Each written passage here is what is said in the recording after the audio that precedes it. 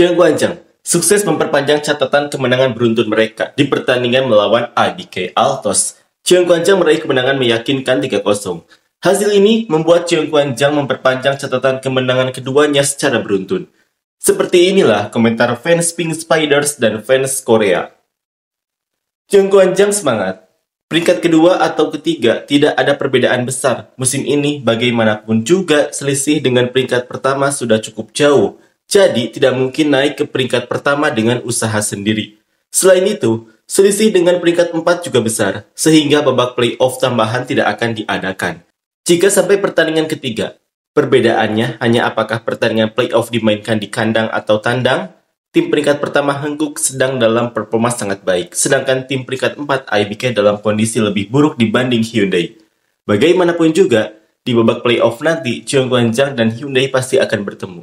Hyundai juga punya waktu untuk pulih dari dampak kehilangan Wipawi. Jika tiga pemain terbaik di voli putri, Lee So-young, Park Jong-ah, dan Kang So-wi berada dalam satu tim, kira-kira berapa kekalahan beruntun yang akan mereka alami? Kalau dalam 3 tahun mereka menang 2 kali saja, itu sudah layak dapat tepuk tangan. Tim voli IBK yang konyol. Senang melihat semua pemain yang sempat menurun kembali bermain dengan baik. Sejak awal, semuanya sudah berantakan bagi IBK. Dengan Kim Hee-jin, Lee So-young, Kim Ha-kyung, Lee Jo-ha, dan Wang Min-kyu, mereka tidak memiliki kemampuan untuk lolos ke babak playoff. Bahkan dengan hal sobong, tim ini tetap tidak akan berhasil. IBK harus merombak tim dengan merelakan pensiun Kim Hee-jin, Lee So-young, Wang Min-kyu, dan Kim Ha-kyung. Baru setelah 3-4 tahun mungkin ada harapan. IBK bahkan tidak punya duo penyerang yang kuat dibandingkan setter mereka. Bagaimana mereka bisa menang? Mereka hanya menang di putaran pertama dan kedua ketika tim lawan tidak memiliki pemain asing. Sekarang IBK akan mulai menurun. Ha-kyung sudah banyak berkembang. Dia perlu sering bermain agar semakin meningkat. Hyundai tanpa Wipawi benar-benar berantakan. Ho Cheol ambil satu setter lagi. Zheng Guanzhang tidak bisa menang melawan Hankook. Mereka juga terlalu bergantung pada satu pemain. Dengan kembalinya Tutku, peluang Zheng Guanzhang untuk juara sudah hilang. Hari ini, Mega tampil agak kurang baik. Melawan Hankook, satu pukulan dari Kim Yeon-kong saja sudah cukup untuk menjatuhkan mereka.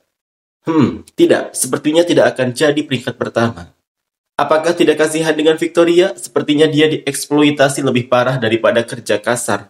Jika ada perubahan dengan Bukirik, semoga Zheng Guanzhang bisa menjalin hubungan baik dengan Victoria. Saya berharap Mega bisa terus bermain bersama Zheng Guanzhang. Semua orang yang menghina Go Hee-jin, tutup mulut saja, mereka pasti bakal menghilang. Untuk mengejar Hankook dengan ketat, selisih poin terlalu besar. Meskipun begitu, Zheng Guanzhang benar-benar menciptakan kejutan tak terduga musim ini. Dengan susunan pemain dan kekuatan serangan saat ini, mereka sudah mendekati level juara, namun kesalahan dan ketidakstabilan dalam menerima servis tetap menjadi perhatian. Bagaimanapun, selamat atas pencapaian Zheng Guanzhang yang berhasil naik ke peringkat kedua. Di antara tim voli putri, Zheng Guanzhang adalah yang paling layak ditonton. IBK benar-benar punya setter yang luar biasa. Memang Victoria membuat banyak kesalahan, tapi umpan yang diberikan kepadanya hampir tidak bisa dipukul dengan baik. Tim Zheng Guanzhang bisa dikalahkan dengan mudah jika hanya Mega dan Bukirik yang dihentikan.